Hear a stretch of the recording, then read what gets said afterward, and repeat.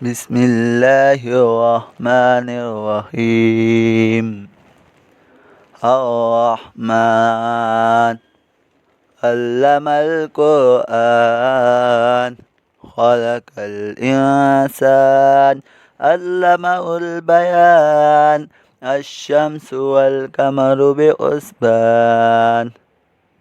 والنجم والشجر يسجدان والسماء رفعها ووضع الميزان ألا تطغوا في الميزان وأقيموا الوزن بالقسط ولا تخسروا الميزان والأرض وضعها للأنام فيها فاكهة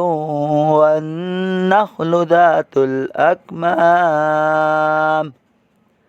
والحب ذو الأسف والريحان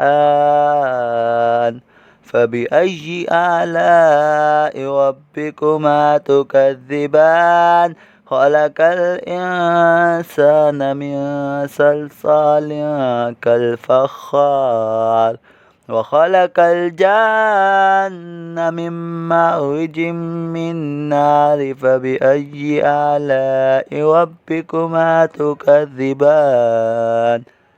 رب المشرقين ورب المغربين فبأي آلاء ربكما تكذبان مرج البحرين يلتقيان بينهما برزخ لا يبغيان فبأي آلاء ربكما تكذبان يخرج منهما اللؤلؤ والمرجان فبأي آلاء ربكما تكذبان وله الجوار المنشآت في البحر كالأعلام فبأي آلاء ربكما تكذبان كل من عليها فان ويبقى وجه ربك ذو الجلال والإكرام فبأي آلاء ربكما تكذبان يسأله ما في السماوات والأرض كل يوم هو في شأن فبأي آلاء ربكما تكذبان سنفرغ لكم أيها الثقلان فبأي آلاء ربكما تكذبان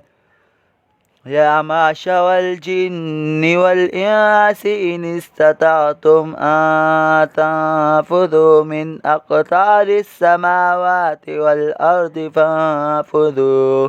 لا تنفذون إلا بسلطان فبأي آلاء ربكما تكذبان يرسل عليكما شواظ من نار ونخاس فلا تنتصران فبأي آلاء ربكما تكذبان فإذا انشقت السماء فكانت وردة كالدهان فبأي آلاء ربكما تكذبان فيومئذ لا يسأل عن ذنبه إنس ولا جان فبأي آلاء ربكما تكذبان يعرف المجرمون بسيماهم فيؤخذ بالنواسي والأقدام فبأي آلاء ربكما تكذبان فبأي آلاء ربكما تكذبان هذه جهنم التي يكذب بها المجرمون يطوفون بينها وبين حميم آن فبأي آلاء ربكما تكذبان ولمن خاف مقام ربه جنتان فبأي آلاء ربكما تكذبان ذواتا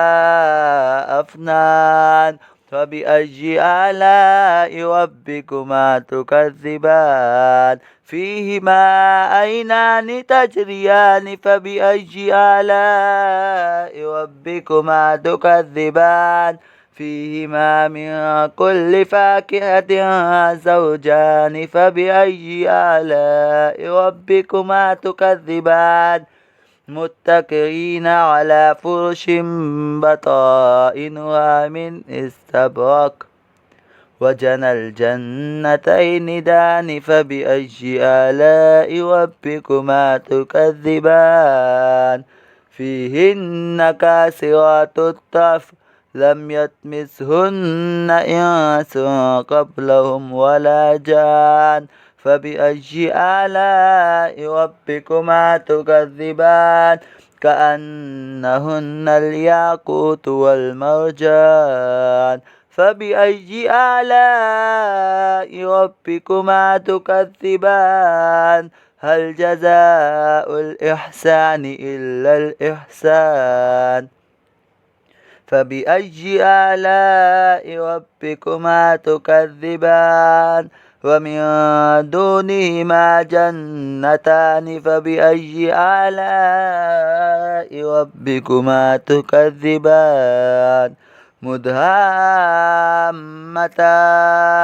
فبأي آلاء ربكما تكذبان فيهما عينان نزاقتان فبأي آلاء ربكما تكذبان فيهما فاكهة والنخل ورمان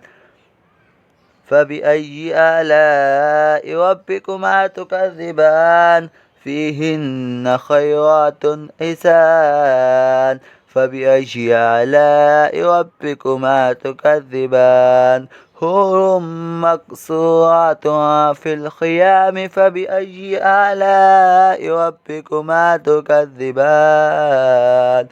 لم يطمثهن إنس قبلهم ولا جان فبأي آلاء ربكما تكذبان متقين على رفرف خضر وعبقري حسان فبأي آلاء ربكما تكذبان تبارك اسم ربك ذي الجلال والإكرام صدق الله العظيم.